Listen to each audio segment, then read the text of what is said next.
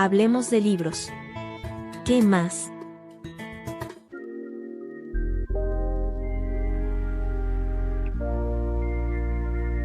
Bienvenidas, bienvenidos a un nuevo episodio de Hablemos de Libros, ¿qué más? Soy Hazel Fallas y hoy vamos a conversar sobre una novela que es muy difícil de encasillar porque mezcla sátira política, fantasía oscura, memoria histórica y una pregunta incómoda sobre el poder. La novela se llama Que todo arda, del escritor nicaragüense Israel Levites. En esta novela aparece un brujo que termina orbitando el poder presidencial, un volcán convertido en espectáculo nacional, influencers que transmiten el horror en vivo, excombatientes que cargan con el peso de una revolución que prometía cambiarlo todo y un país donde lo grotesco y lo fantástico parecen la única forma posible de narrar la realidad. Pero debajo de esa imaginación desbordada hay algo más profundo, una reflexión sobre Nicaragua, sobre la historia y sobre la inquietante posibilidad de que los países, incluso después de derribar una dictadura, pueden terminar repitiendo la misma historia. Israel, muchas gracias por estar aquí. ¿Cómo estás? Bienvenido a Hablemos de Libros, ¿qué más? No, pues muy contento de recibir esta invitación y encantado de compartir con tu público. Israel, antes de entrar en los entretelones de tu novela, yo quiero empezar por una pregunta un poquito personal. Vos naciste en Nicaragua, pero también has vivido fuera del país. Y la verdad es que muchas veces cuando uno vive en otro lado, como que empieza a ver las cosas de su propio país como con otra claridad, como con otra certidumbre, no sé, qué sé yo. Yo te pregunto, ¿vos recordás el momento en que sentiste que la realidad de Nicaragua era tan rara o tan absurda que parecía más bien material de ficción? Pero voy a hacer una pequeña corrección. Ujú. Yo nací en México. Ah, Mi vos naciste mamá en es México. mexicana, Ujú, mi papá es nicaragüense. Y a los 3 años, en 1979, triunfando la revolución sandinista, mis papás viajan de México a Nicaragua, enamorados de la fantasía del proyecto revolucionario. ujú, Y yo puedo vivir en primera plana lo que fue esa década en donde se mezclan un montón de cosas, la amenaza de la guerra, poder ver en primera fila, porque mi tío, Gerty Levites, durante los 80 es ministro de Turismo, ujú.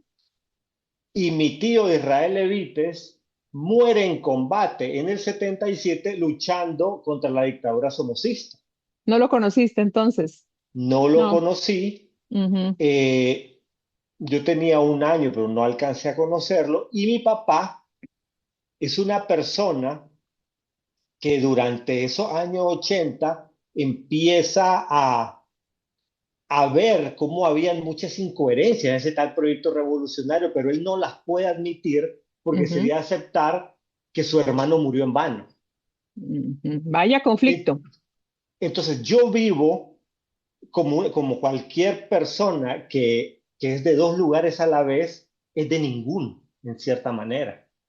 Entonces yo puedo viajar a México a ver a la familia de mi mamá y ver cómo es el mundo occidental que transcurre, donde mis primos no andan pensando en guerra, no andan pensando en invasiones, tienen juguetes.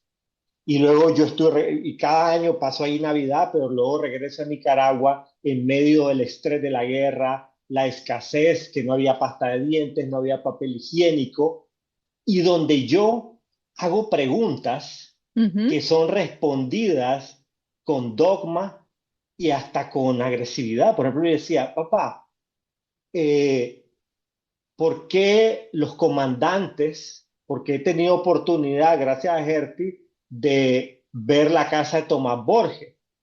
¿Y por qué ellos viven en tanta opulencia? Tienen colecciones de carros, tienen una piscina en la sala, Ujú. y luego mis amigos en el colegio, varios pues ni siquiera llegan, ni siquiera han desayunado. Ujú. No que la revolución es justicia social.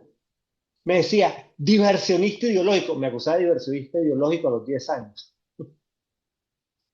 Y luego me decía, eso es por esa música en inglés que escucha, ese heavy metal. O sea, mi papá se fracturó un pie rompiéndome Ujú. un disco de Iron Maiden. No puede ser. ¿En serio?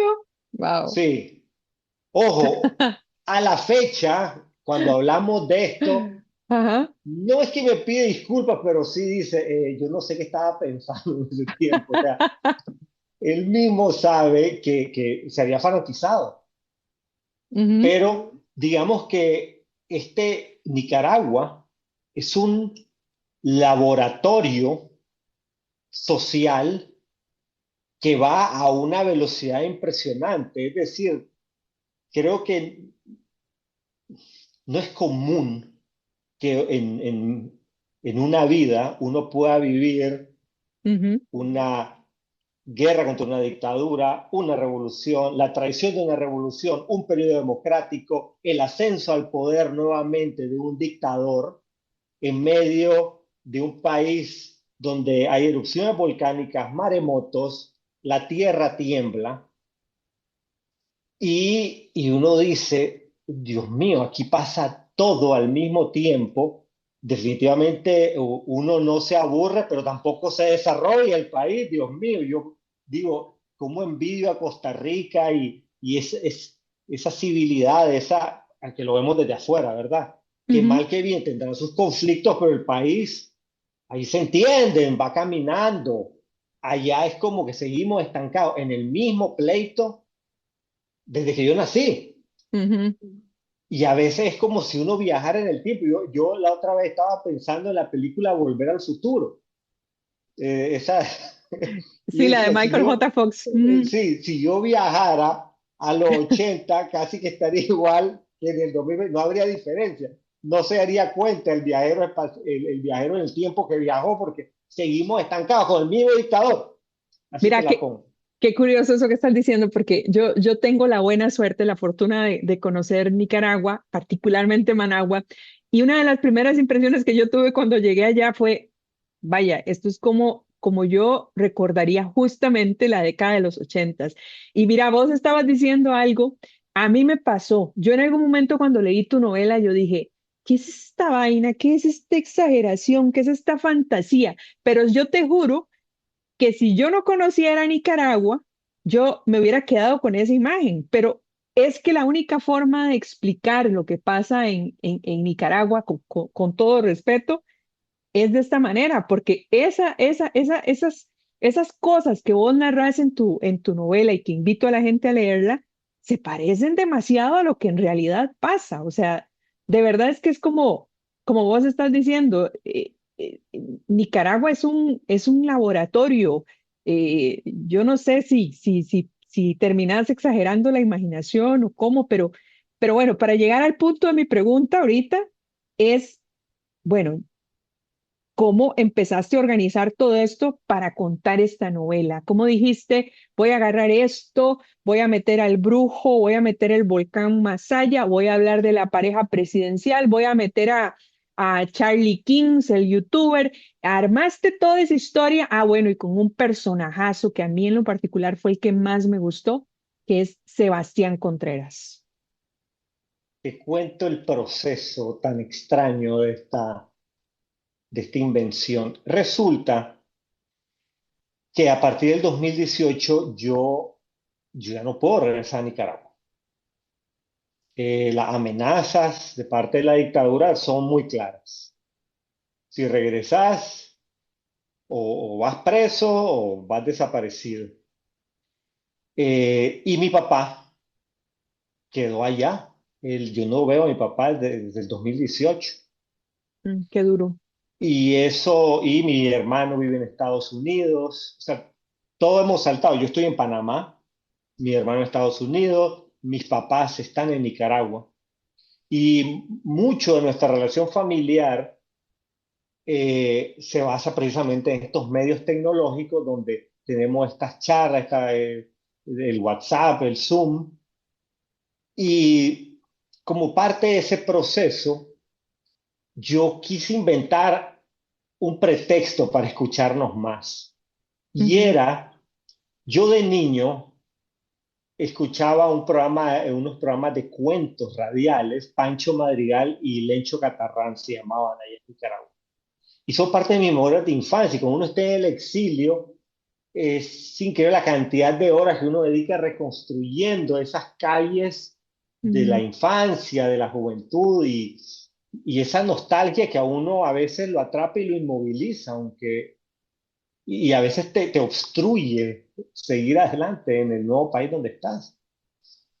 Y en ese un poco recobrar la memoria y compartirlo con mi familia, se me ocurrió empezar a escribir algo que pudiera funcionar como un radiocuento, Ujú. con el cual yo pudiera estarle mandando audios a mi familia de un par de minutos, que son como los mini capítulos, Ujú. y digamos que disfrutar, compartir entre nosotros. Entonces, empiezo yo de una manera un poco, bueno, estos cuentos de Pancho Madrigal, de hecho, que eran como muy rurales y el tema del misterio era muy importante para mantener a la audiencia sí, interesada. Entonces, Ujú. de entrada yo dije, esto tiene que ser un viejito, un brujo de pueblo Ujú. para que me sonara esa atmósfera. Y yo, a medida que iba creando el cuento, caminaba las calles de esos pueblos, que son muy bonitos, los pueblos allá, los pueblos blancos que se llaman, o los pueblos brujos también en Nicaragua. Y de esa manera yo me recreaba regresando virtualmente a este país maravilloso que es Nicaragua. Y aparte, cuando yo le mandaba estas cápsulas a mi familia, me encantaba esperar a escuchar su respuesta. Hey, Ujú. pero, ¿y qué pasó? ¿Y qué va a pasar ahora? Y cuando yo ya veía que me estaban preguntando por la continuación, yo sabía que iba por buen camino. Entonces yo me apuraba a ir relatando la continuación y cuando vi ya tenía un cuento completo, que era el del brujo. El del brujo, Caronte. Ajá. Y la Leoni. experiencia fue tan divertida Ujú. que empecé a crear el siguiente, porque me lo estaba pidiendo, pues mi audiencia de mi hermano, mi cuñado, mi papá y mi mamá, esa es mi audiencia. Y Y bien no les gustó. exigentes que son, me imagino. Uf, sí, son exigentes porque primero conocen bien todos los intríngulis de la historia Ujú. y luego mi hermano es un programador. Él no es un tipo que venga de las artes, él viene de las ciencias duras, de la Ujú. matemática. Y finalmente, un relato tiene una estructura casi matemática en donde las cosas tienen que tener una coherencia. Vos Ujú. estableces un universo con unas leyes y tenés que respetar esas leyes. Y él es muy exigente con el tema de, ajá, ¿y por qué este protagonista, este personaje hizo esto si hubiera podido hacer esto otro? Ujú. Todos los agujeros de guión, mi hermano es muy sagaz para encontrarlos. Entonces sí es un público exigente. Y Ujú. entonces empiezo a crear el siguiente cuento y de pronto me voy como encontrando un mismo universo. Yo digo, estoy creando una continuación. Y ya después, cuando voy por el tercero, digo, esto es el cuerpo de algo que no vi en un principio, pero que se va formando ante mis ojos. Y ya para el cuarto relato, yo me doy cuenta que estoy con una estructura que en Ujú. realidad no son cuentos separados. Es un híbrido que puede considerarse una novela, Ujú. porque no es que se pueden leer, porque finalmente en el último relato, en el último capítulo, todo Oh, se junta y ujú. todo cobra sentido, en cierta manera. Ujú. Entonces, fue un proceso muy orgánico que nace de un esfuerzo de comunicación con mi familia y de una necesidad de volver con la memoria a mi país que me está prohibido ir físicamente.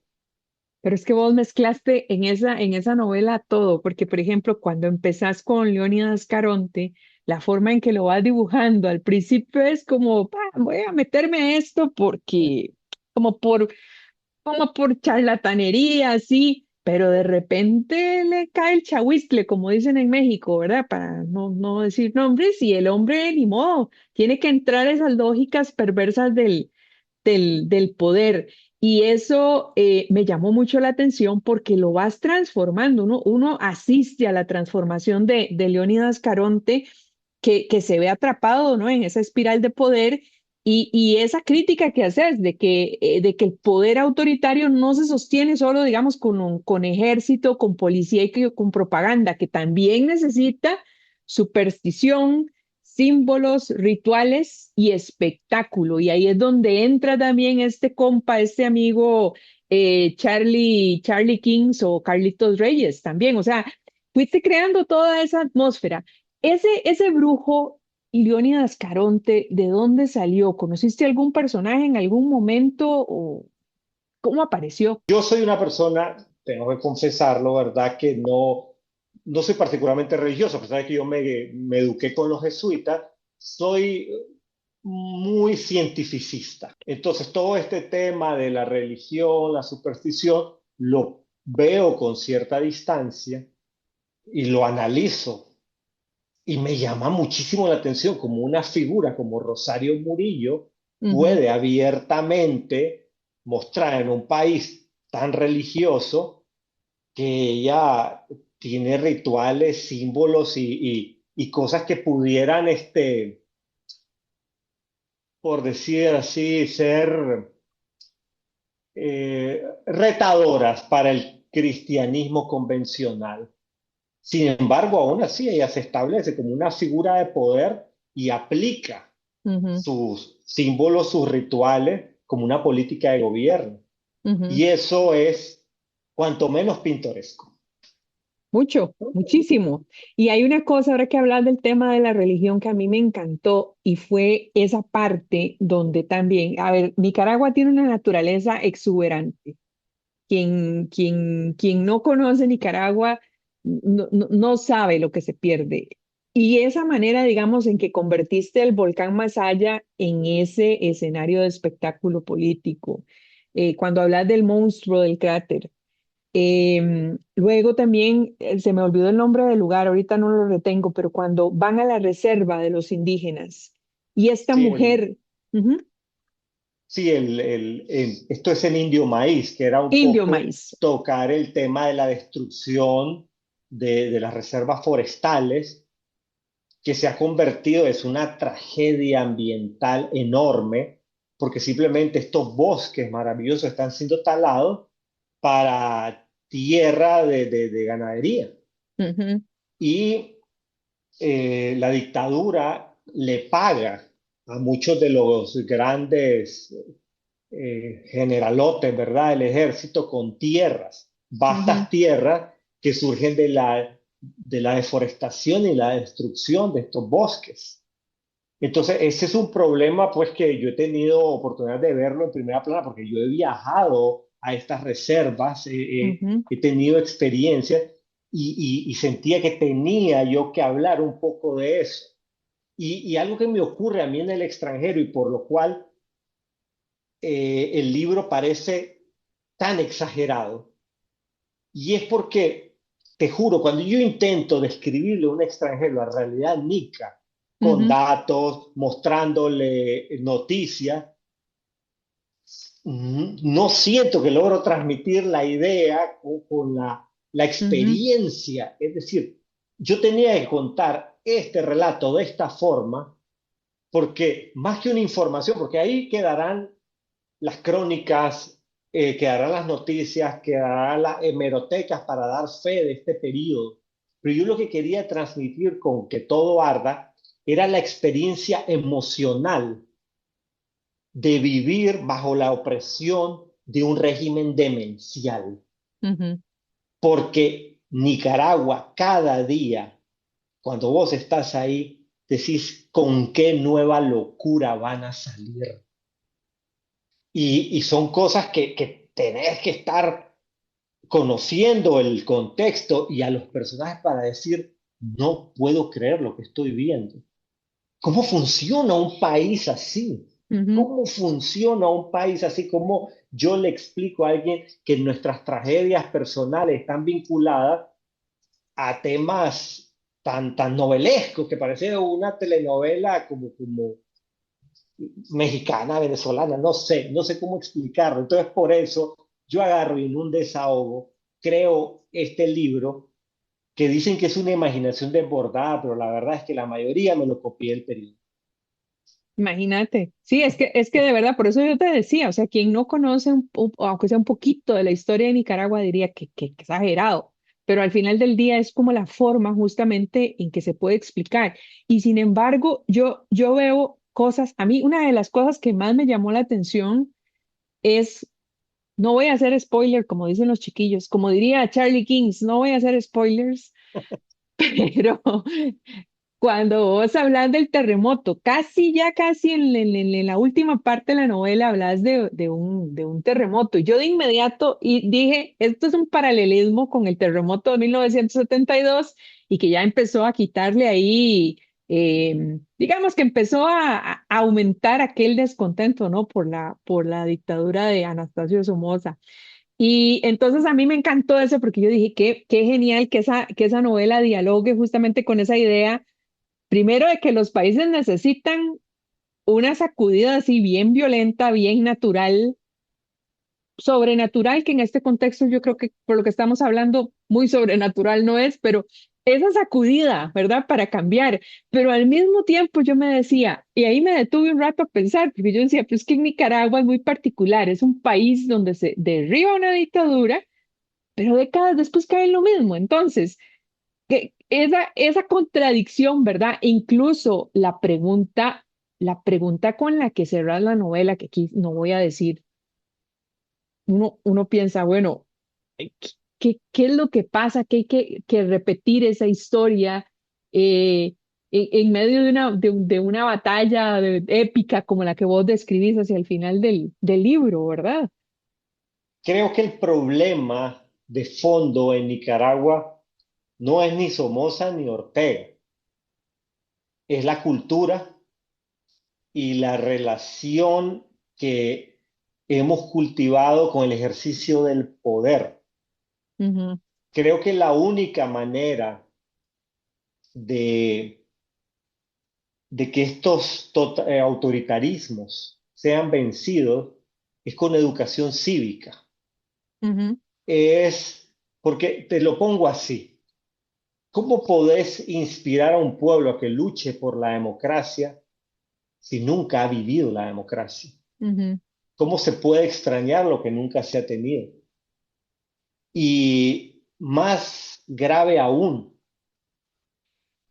¿cómo podés convencer a un ciudadano que no tiene trabajo, que está en la miseria, de que vale la pena seguir luchando por una idea abstracta como es la democracia, cuando tiene enfrente a un caudillo que le dice, yo voy a resolver tu problema?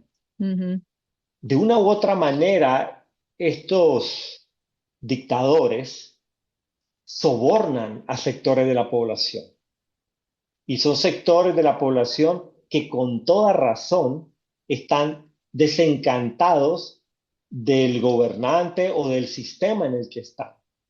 Y ujú, dicen, bueno, la verdad es que yo no sé si, y yo lo vi en el 2006, cuando fueron las elecciones en las que regresa Ortega. Mucha gente decía, bueno, mejor que Daniel Ortega regrese al poder, porque yo sé que él me va a dar trabajo, porque yo fui sandinista en los 80 y yo he estado ligado al partido y yo he obedecido al partido y somos casi una organización militar. Y entonces si el líder gana, yo sé que va a ayudar a toda la estructura y yo estoy en esa estructura, decía la gente.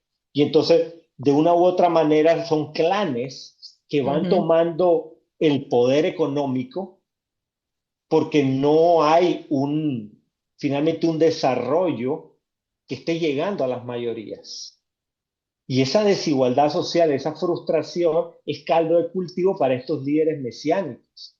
Por lo tanto, la democracia La democracia es un orden frágil, inestable, que debe ser defendido con educación y asegurándose que llegue progreso económico a toda la sociedad. Es complicado, es un desafío enorme para toda Latinoamérica y siento que hemos retrocedido mucho en el Sí. tema democrático globalmente. Mira, Israel, una cosa que a mí me llamó mucho la atención fue esa mezcla de personajes que hiciste con Sebastián Contreras y con Charlie Kings, el youtuber. ¿Cómo se te ocurrió mezclar la desilusión histórica que creo yo que encarna Sebastián con este muchacho afín o adicto a los likes, adicto a los clics en YouTube, a la monetización, a que me vean, dispuesto a morir literalmente por la transmisión en vivo? ¿Por qué mezclaste esos dos mundos? Contame. Es que esos dos mundos habitan en mí. Son dos caras de mi misma moneda. O sea, pensar, soy un, tengo 50 años, pero dado que nunca me casé y nunca tuve hijos, mis amistades son jóvenes. Por ejemplo, Ah, yo estoy en un club de patinaje, esa es mi comunidad aquí en Panamá. ajá. Mi novia también es bastante menor que yo. Entonces, yo estoy totalmente acostumbrado a ser el viejo obsoleto.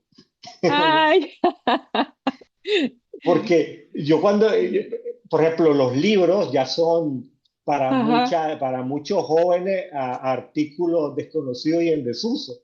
Entonces ya desde ahí soy una especie de Sebastián Contreras en el sentido que estoy un poco obsoleto porque vengo de un tiempo donde las cosas se meditaban más Ujú. en general, ¿verdad? No es que digo, todavía hay muchachos que leen, entonces, pero digamos en términos generales y siendo un poquito prejuicioso. Y por otro lado, también he tenido una experiencia en redes sociales en donde yo he podido ver lo adictivo que puede ser ese tema de estar figurando en una red social y Totalmente. cómo funcionan los likes y tengo amigos jóvenes que caen en lo ridículo. Entonces, de una u otra manera, era necesario conectar esos dos mundos para poder transmitir ese, ¿cómo te podría decir? El libro es muy cinematográfico. Ujú. Así lo concebí, mucho de una, que fuera accesible, que fuera divertido, y yo disfruto muchísimo esas películas, esos buddy movies, donde tenés dos personajes contrapuestos Ajá. que se odian al principio, pero que de una u otra manera aprenden a trabajar en equipo. Y me pareció muy natural que para este hombre luchador, académico, amargado, su contraparte fuera la frivolidad de un tipo que vive en la hiperactualidad y que además, ¿verdad? Es muy rocambolesco. Totalmente. Entonces, esa química, pues, me divertía mucho porque, te confieso algo, el primero que tiene que divertirse, sonaré egoísta, pero soy yo. Así es. Y entonces, ellos se convierten un poco en mis amigos.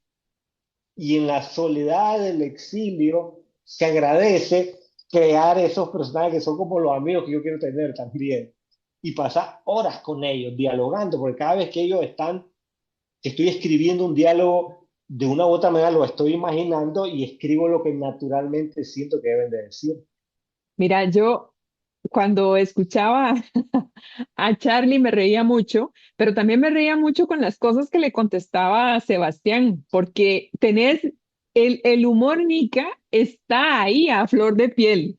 O sea, de verdad, yo me reía a carcajadas y de muchas cosas de muchas pachotadas, no sé si esa palabra la tienen ustedes allá, de groserías, pero groserías como con cariñito, decimos en Costa Rica.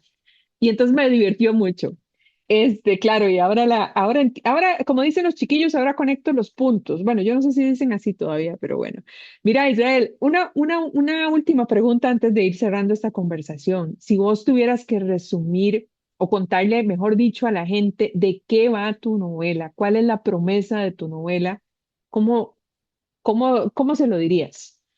Yo diría que es un, Dios mío, es difícil, pero digamos que es un viaje que trata de ser entretenido, ameno, a través de el horror, pero al mismo tiempo del absurdo y hasta de lo insólito de la realidad nicaragüense. Podrá ser exagerado, pero yo lo que quise escribir fue una especie de mensaje adentro de una botella que tiré al mar del tiempo y quiero pensar que dentro de 50 años, si alguien se topa con algún ejemplar que todavía exista, pueda sentir a través de estas páginas lo que es ser un nicaragüense del primer cuarto del siglo XXI enfrentando a esa dictadura tan surrealista que oprimió tanto a Nicaragua y que espero sea la última que rija nuestro país en toda su historia. Bueno, para todas las personas que nos están escuchando, ¿qué más agregar que esta descripción? ¿Qué más agregar a esta descripción que está haciendo Israel? Porque definitivamente es una novela que mezcla de todo un poquito, imaginación, historia, crítica política de una manera muy original.